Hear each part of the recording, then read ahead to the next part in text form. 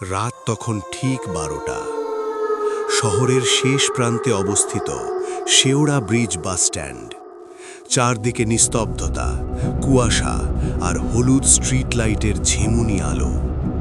রাহুল দাঁড়িয়েছিল একা। শেষ বাস ধরতে না পারলে আজ আর বাড়ি ফেরা নেই। তবুও বাসটি থামল। বাসটি ছিল পুরনো, মরচে ধরা, জানালার কাঁচ কালচে। ড্রাইভারের মুখ দেখা যাচ্ছিল না। কন্ডাক্টর গলা নিচু করে বলল, উঠুন, দেরি হয়ে যাচ্ছে। রাহুল উঠল। বাসের ভেতরে বসে আছে প্রায় 10-12 জন, কিন্তু কেউ কারো দিকে তাকাচ্ছে না। সবাই চুপচাপ, নিথর। বাস চলতে শুরু করল। কিছুক্ষণ পর রাহুল খেয়াল করল বাস একটাও স্টপেজে থামছে না। সে কন্ডাক্টরকে জিজ্ঞেস করল, এখনো তো আমার স্টপ আসেনি? কন্ডাক্টর ধীরে মাথা ঘুরিয়ে বলল, এই বাসে কারো স্টপ নেই। রাহুলের বুক কেঁপে উঠল।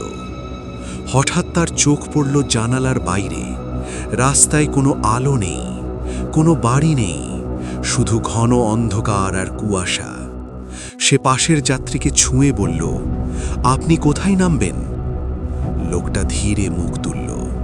তার চোখ নেই, শুধু ফাঁকা গর্ত। লোকটা ফিসফিস করে বলল, আমরা সবাই নেমে গেছি বহু বছর আগে।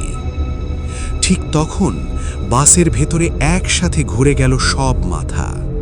সবাই তাকিয়ে আছে রাহুলের দিকে। ড্রাইভার হেসে বলল, নতুন যাত্রী পাওয়া গেছে। হঠাৎ ব্রেক কষা শব্দ। রাহুল চোখ বন্ধ করে চিৎকার করল। কিছুক্ষণ পর দূর থেকে ভেসে এলো বাসের হর্ন। কিন্তু অদ্ভুত ব্যাপার, বাস স্ট্যান্ডের বোর্ডে লেখা ছিল, পরদিন সকাল।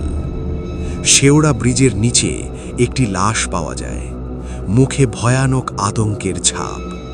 পুলিশ রিপোর্টে লেখা ছিল, মৃত্যুর সময় রাত 12টা। কিন্তু সবচেয়ে ভয়ঙ্কর কথা ছিল শেষ লাইনে।